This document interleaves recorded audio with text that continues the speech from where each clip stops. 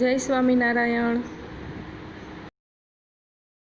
અને 5ની આપણી એકમ કસોટી લેવાની છે, તો એ બે ચેપ્ટર આપણે જોઈ તો લીધા છે, પણ એકવાર એનું આપણે શું કરશું, રિવિઝન કરી લઈએ છીએ. તો સૌપ્રથમ આપણે સ્વાધ્યાયથી રિવિઝનની શરૂઆત કરશું.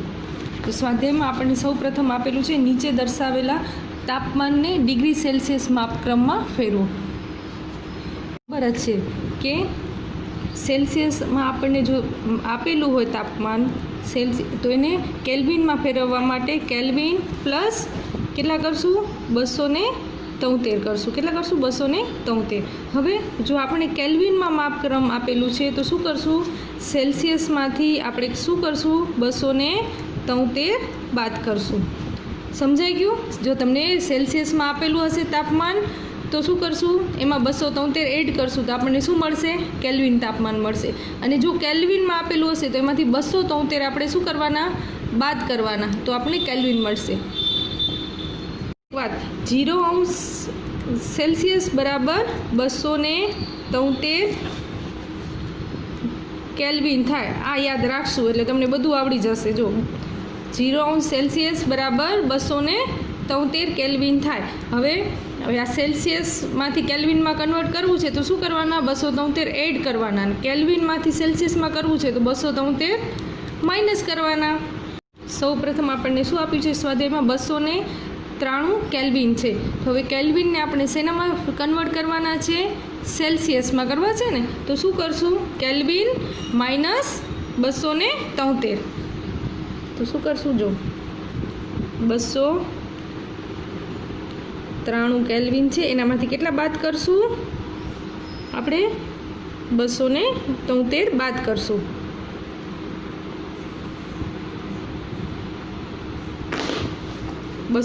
બાદ કરશું તો જે જવાબ મળશે ને એ આપણો શું હશે, સેલ્સિયસ હશે. અને કેટલા મળશે, 20° સેલ્સિયસ. આવું નિશાન લખવાનું સેલ્સિયસની ઉપર, આવું ગોળ, તો એ સેલ્સિયસ થઈ ગયું. સમજાણું? કેલ્વિન આપ્યું છે આપણને તો એનામાંથી આપણે 273 બાદ કર્યા તો આપણને શું મળી ગયું, સેલ્સિયસ મળી ગયું. હવે આપણને બીજું શું આપ્યું છે, 470 કેલ્વિન આપ્યા છે.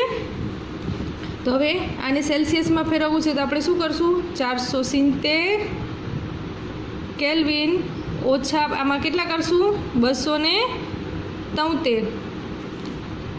તો આન્સર શું આવશે, 197. અને આ સેલ્સિયસની નિશાની લખવાનું ભૂલશું નહીં. હવે પરીક્ષામાં તમને ગમે તે પૂછાય, તમને હવે ખબર છે કેલ્વિન આપેલા છે તો આપણે બાદ કેટલા કરશું, 273. જો અહીંયા સેલ્સિયસ આપેલા હોત તો એડ કરત. સ્વાધ્યાયનો બીજો પ્રશ્ન છે, નીચે દર્શાવેલા તાપમાનને કેલ્વિન માપક્રમમાં ફેરવો. આપણને શું આપ્યું છે, 25° સેલ્સિયસ. જો અંશ સેલ્સિયસ લખીએ ને એટલે અહીંયા ડોટ ને આવું તો ભૂલવાનું જ નહીં. હવે આને આપણે શેમાં ફેરવવા છે, કેલ્વિનમાં. તો હવે શું કરશું, 225° સેલ્સિયસ પ્લસ શું કરશું, 273. જે જવાબ મળશે એ શું હશે, કેલ્વિનમાં હશે. અને કેટલો જવાબ મળશે, 298. તો આ શું થઈ ગયા, કેલ્વિન. નેક્સ્ટ આપણને આપ્યું છે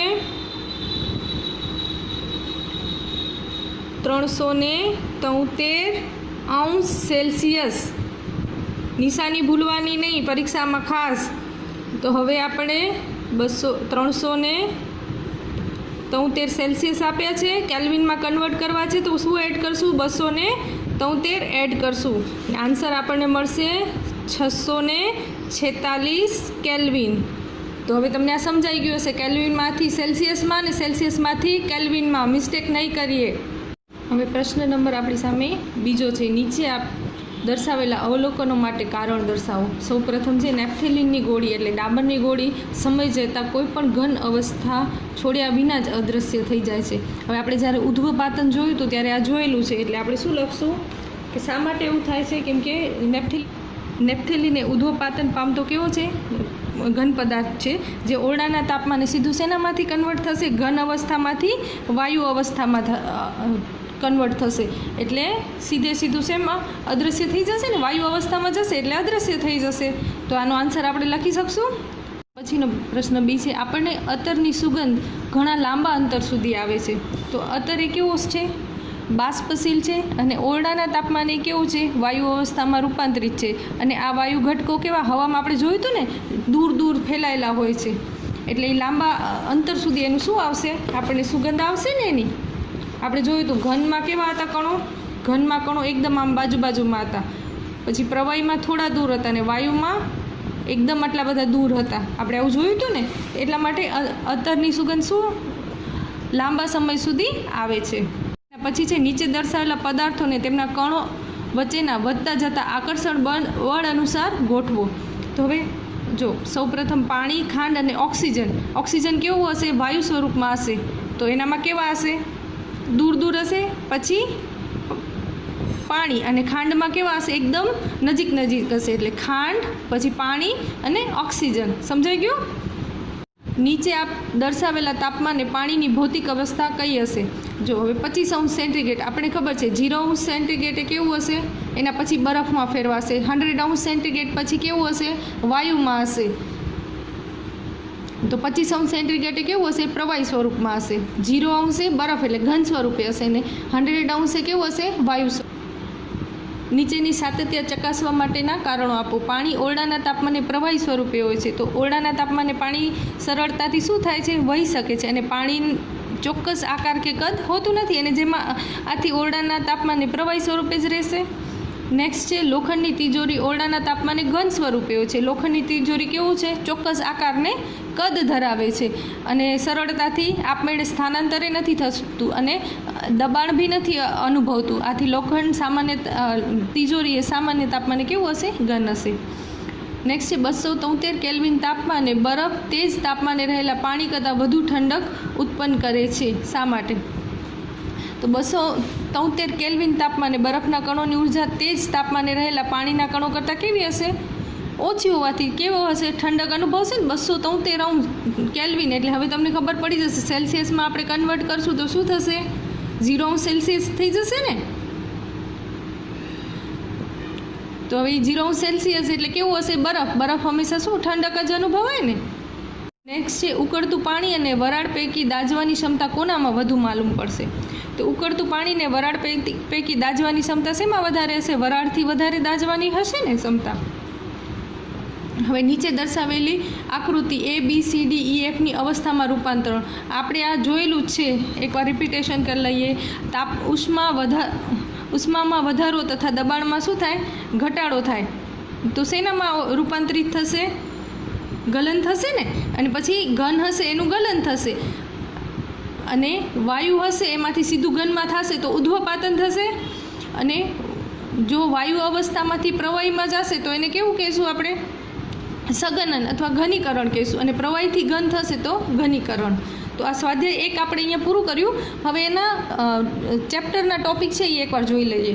ચેપ્ટર 1માં આપણે આપણી આસપાસના દ્રવ્યો આગળ આપણે જોયેલું જ છે. તો એનામાં આપણે અહીંયા જોયું હતું કે દ્રવ્ય કોને કહેવાય, દળને કદ ધરાવે એને કહેવાય. તો દળનું એકમ કયું છે, એસઆઈ એકમ આપણે શું લખશું, કેજી. શું લખવાનું, એસઆઈ એકમ કેજી દળનો. અને કદનો પૂછાય ને તો મીટર ક્યુબ લખી શકાય. શું લખવાનું, મીટર ક્યુબ. અને આપણી આસપાસ જે દરેક વસ્તુ દેખાય છે એને આપણે શું કહીશું, દ્રવ્ય કહીશું.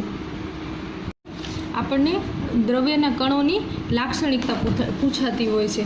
તો હવે દ્રવ્યના કણોની લાક્ષણિકતા આપણે પ્રવાહી અને આપણને ઘન પ્રવાહી ને વાયુની લાક્ષણિકતા પૂછાતી હોય છે. તો હવે આપણને ખબર જ છે ઘન પદાર્થ હશે તો કેવું હશે, ચોક્કસ આકાર અને સીમા ધરાવશે.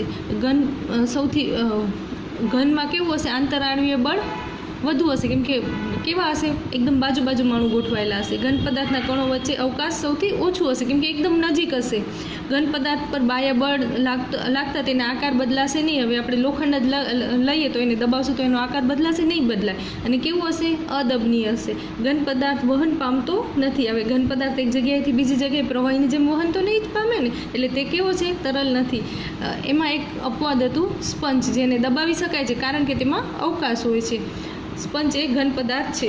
એવી જ રીતે પ્રવાહી પદાર્થની લાક્ષણિકતા, ચોક્કસ આકાર હોતો નથી. પ્રવાહીને આપણે જેમાં મૂકીએ, જે ચોક્કસ કદ ધરાવે છે, જે પાત્રમાં મૂકીએ એનો કદ ધારણ કરી શકશે. તે વહનશીલતાનો ગુણધર્મ ધરાવે છે, માટે તે ચોક્કસ આકાર ધરાવતો નથી.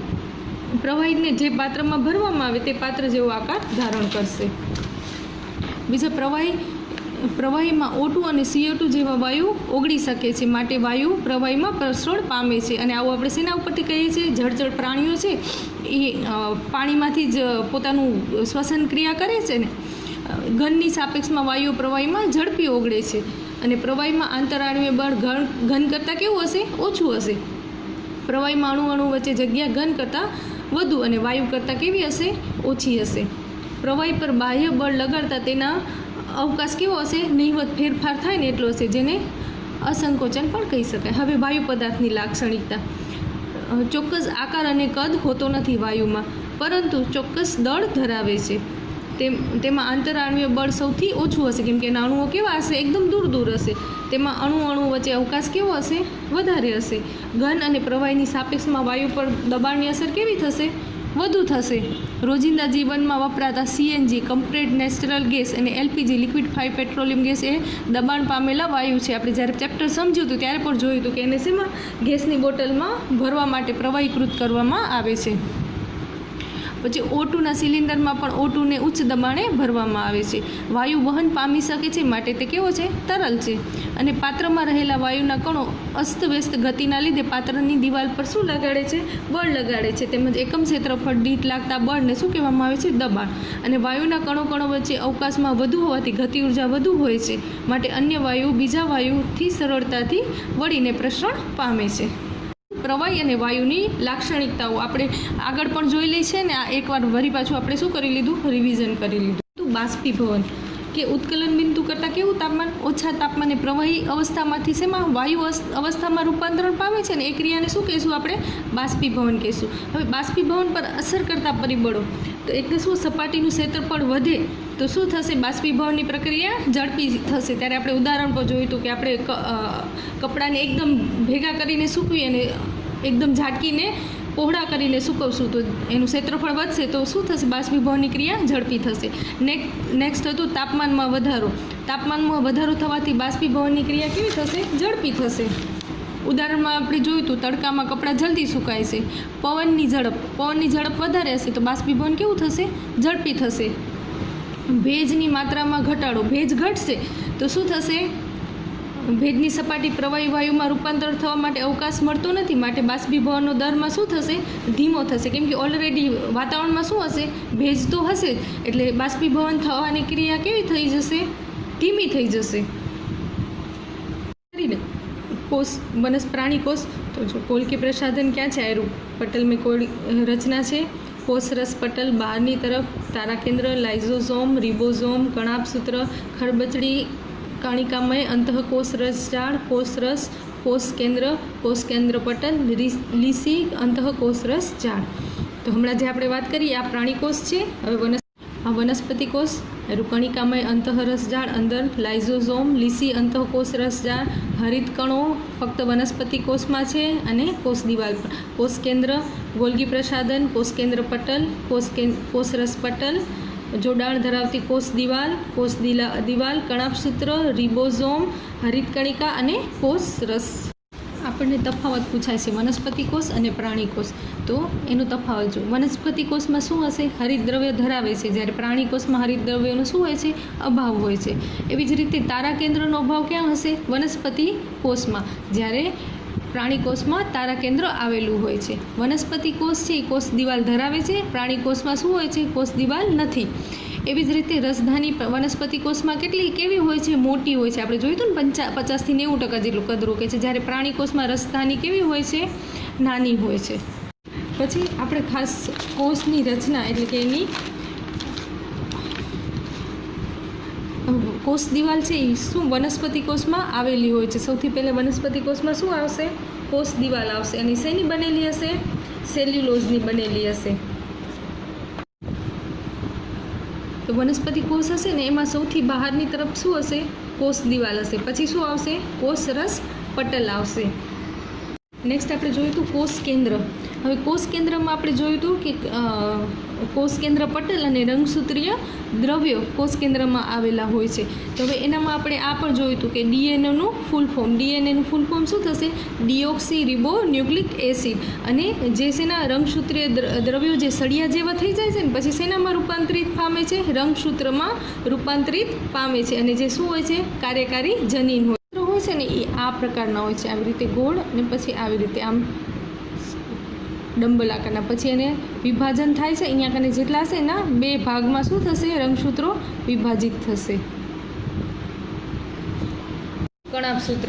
કણાભસૂત્ર છે ને એ 2 અવરોધ ધરાવે છે. બાહ્ય આવરણ ઘણખરું કેવું હશે? છિદ્રિષ્ટ હશે ને અંતઃ આવરણ કેવું હશે? ઊંડા પ્રવર્ત ધરાવે છે.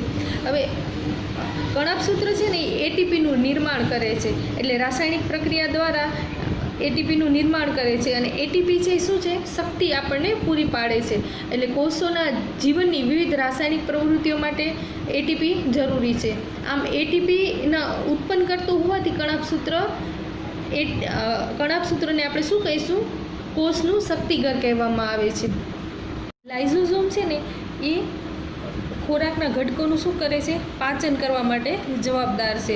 હવે આ ઉત્સેચક કેવા હોય છે? કોષાંતરીય પાચનને કાર્ય કરે છે. અને કોષોના જીર્ણતા એટલે કે શું કરશે? એ પાચિત કોષો હશે એને ખાવાનું, એટલે કે આપણી ભાષામાં કહીએ તો એનું પાચન કરશે. અને જેના કોષને નુકસાન પહોંચ્યું હશે એને શું કરશે? કોષોની ચયાપચયમાં ખલેલ પડે ને એ રીતે લાઇઝોઝોમ ઉત્સેચક બહાર નીકાળશે ને બધી કોષીય અંગિકાઓને શું કરશે? પોતે પચાવી જશે. પણ હવે ઘણીવાર એવું થશે કે લાઇઝોઝોમ છે ને પોતાના જ કોષોને શું કરી નાખશે? પચાવી નાખશે. આથી લાઇઝોઝોમને પાચન કોથળીમાં હોય છે અને તેને કેવી કહેવામાં આવે છે? આત્મઘાતી કોથળી કહેવામાં આવે છે. સ્વાધ્યાયનો બીજો પ્રશ્ન છે, કેવી રીતે પ્રોકેરિયોટિક કોષ અને યુકેરિયોટિક કોષથી ભિન્ન છે? તો આપણે જ્યારે હમણાં જ પ્રકરણ જોયું ત્યારે આપણે શું જોયું હતું? પ્રોકેરિયોટિક એટલે આદિકોષ કેન્દ્ર ધરાવતું અને યુકેરિયોટિક એટલે સુકોષ કેન્દ્રી. તો હવે આદિકોષ કેન્દ્રનું કદ કેવું હોય છે? નાનું, એટલે 1 થી 10 માઇક્રો mm હોય છે. અને જ્યારે સુકોષ કેન્દ્રી એટલે યુકેરિયોટિક 5 થી 100 માઇક્રો mm હોય છે. હવે આમાં કોષ કેન્દ્ર કેવું હોય છે? ઓછું વિકસિત હોય છે. આપણે જ્યારે હમણાં જોયું ત્યારે જોયું હતું ને આમાં ઓછું વિકસિત હોય છે. જ્યારે યુકેરિયોટિકમાં શું હોય છે? સ્પષ્ટ અને કોષ કેન્દ્ર પટલ દ્વારા આવૃત હોય છે. હવે આમાં રંગસૂત્ર કેવું હશે? એકલ છે પ્રોકેરિયોટિકમાં અને આમાં એક કરતાં વધારે સુકોષ કેન્દ્રીમાં. પછી આમાં શું છે? પટલમય અંગિકા શું હશે? ગેરહાજરી ધરાવે છે. અને આમાં શું હશે? પટલમય અંગિકાઓ શું હશે? હાજરી ધરાવે છે. જ્યારે આપણે જોયું ત્યારે જ મેં કીધું તો યાદ રાખજો, પ્રોકેરિયોટિક પૂછાય કે આદિકોષ કેન્દ્ર, આપણે કન્ફ્યુઝ નહીં થઈએ. યુકેરિયોટિક અથવા સુકોષ કેન્દ્રી પણ પૂછાય.